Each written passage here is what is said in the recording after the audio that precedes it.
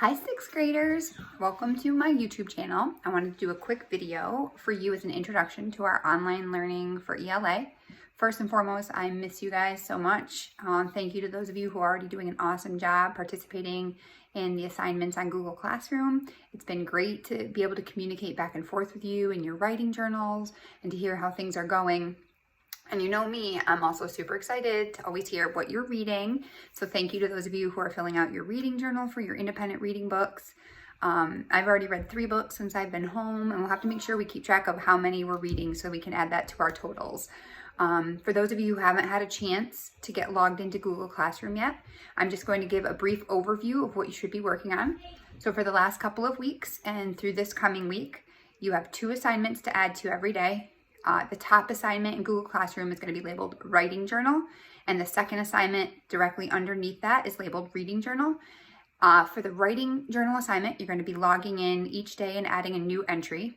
And this is just like when we do Writing Journal in school. So for the time being, you will choose any topic that you'd like to write about, and you can choose any type of writing. So you're going to set a timer for like 10 or 15 minutes and try to start to maintain your stamina to write for the full time, just like we do in class. So each day, add another minute or 2 until you get up to writing for at least 20 minutes a day. And Mr. McDuffie and I are going to be writing back to those of you who are adding to your writing journal each day, so you'll get to hear from us.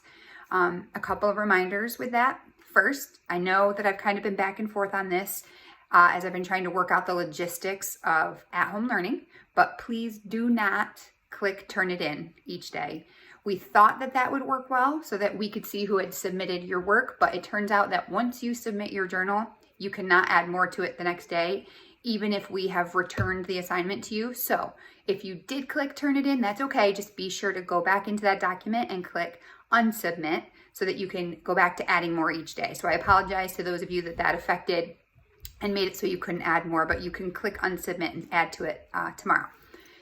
So sorry for the confusion on that. I think now we've got it worked out. Thanks to Mr. Heiser for helping me figure out how to fix that. Secondly, please make sure that just like in school, if you're doing your writing journal and you're so focused on your writing that you're not really paying attention to your capital letters, punctuation, spelling, things like that, that you do need to leave time to go back and go over your work and edit it at some point. You know, when we used to give you a grade for your writing journal, and part of that was editing and revising. So even if you're not doing it as you write, one of your responsibilities is to go back and make sure that you are fixing those things that maybe you didn't pay attention to as you were working. Because as 6th graders, we do have to make sure you're being responsible for writing complete sentences that make sense and have correct form. And if you are using Google Classroom, there's no reason not to have correct spelling and grammar, because you can go back and do that check. Third, as you're getting started, you can journal about anything, but I do encourage you to think about the different types of writing that we've talked about trying to include in your journal. So you may start out writing a lot of nonfiction, like retelling of your day, like what you're doing at home during the quarantine. Then maybe you'll transition into practicing how to write a fictional story with characters and a plot, but more on that next week when we start our first at-home unit on narrative writing. So on April 6th, that's going to be a different assignment that I'll tell you about, but you could try that out for now for this week. You could also try writing poetry. You might try to write a song or a play. You could research a topic and write an informative piece, or you could write an argumentative essay where you're stating a claim and providing some evidence to back up your claim, or just a persuasive writing where you're giving your opinion on something. The options really are endless at this point, but we do want you to make sure you're not writing the same type of thing every day, so just vary it. We don't care what you're writing as long as you're doing different types, okay? Just like in school. On to the reading journal assignment. Just like the writing journal, this is just one document in Google Classroom that you'll add to every day.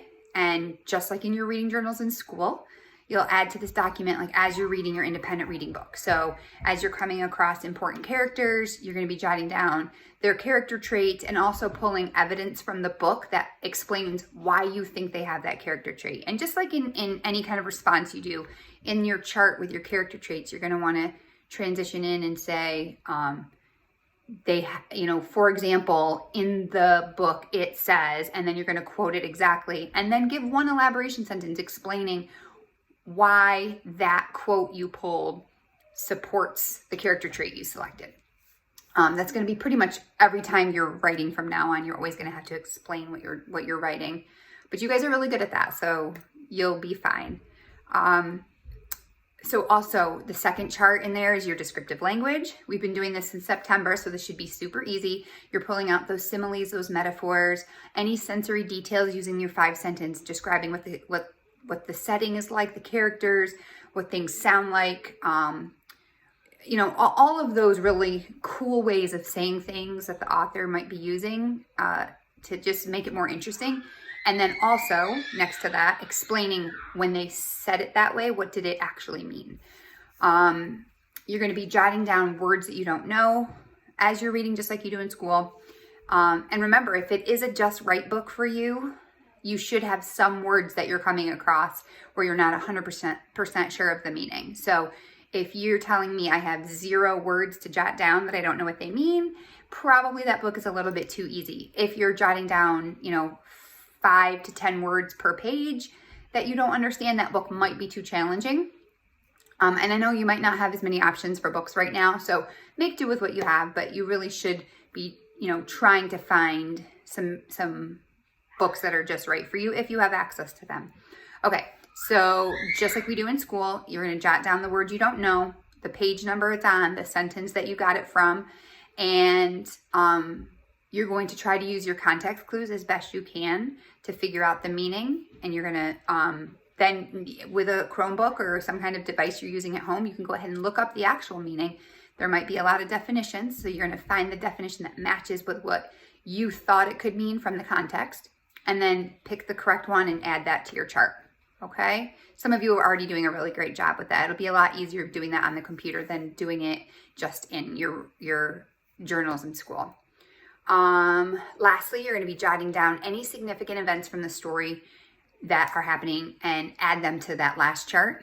And you're really going to be thinking about what big things are happening that we would include like on a story plot mountain, not just little details. So you may jot something down as significant, and then later on you may change your theory and decide it wasn't really important to the story at all. Because remember, our theories about what we're reading might change as we go. So you might think it's important, and then you might find in the bigger story, maybe it was kind of unrelated or a small detail. So be thinking about the parts of our story plot diagram and what would actually fit on there as being a critical piece of that. Okay, with the reading journal, you will also not click turn it in for the same reason as before, because you won't be able to go back and edit it the next day. And basically for the next week, we're not really doing anything new that you haven't done in class before. So this should be really, really easy for you, other than you're just transitioning from what we did in your journals onto the Chromebook, but you guys know what you're doing there. So please work really hard for your parents. Thank them for the help that they're giving you. This is new territory for all of us, and it will go so smoothly if you don't give them a hard time when it's time to do your work for the day. I'm speaking as a teacher, but I'm also speaking as a mom, because I've been doing this with my children for the last couple of weeks. And it's really so much easier if you can work with your parents and just show them how awesome you are at doing all of this. This is really your time to show how you are able to persevere, and that nothing can stop you, not even suddenly working from home on all your schoolwork. Totally a new change, and you guys are going to be able to handle it. But I also am here to support you. Mr. McDuffie's here to support you. Your other 6th grade teachers are here to work with you if you have questions too on their assignments. So we are all here to kind of do this together. I'm going to try to post a video each week for you to view. I'm also looking to try to set up a Google Meet at some point where we can maybe do a video chat with each other, like with each homeroom, so that I can help you if you have any questions, or we can just kind of get together and chat and, you know, talk face to face a little bit. Nothing formal. You guys are already pros at using Google Classroom, so you have a head start compared to many students in our school. So that's going to be awesome. Your homeroom teacher should have already contacted you by now to check in and find out if you need a Chromebook to do your work at home. So all families of Harry Hogue elementary students in grades 4 through 6, so that would be you, can pick up a Chromebook on Monday April 6th from 9 to 11 a.m. in the school lobby. So if you did let your teacher know that you needed one, that is when you'll be able to sign one out. And contact us, get a hold of us if you weren't able to touch base, and if you do know that you need a Chromebook. I think that's all for today. I miss you guys so much and cannot wait to hear from all of you on Google Classroom. All right, bye guys.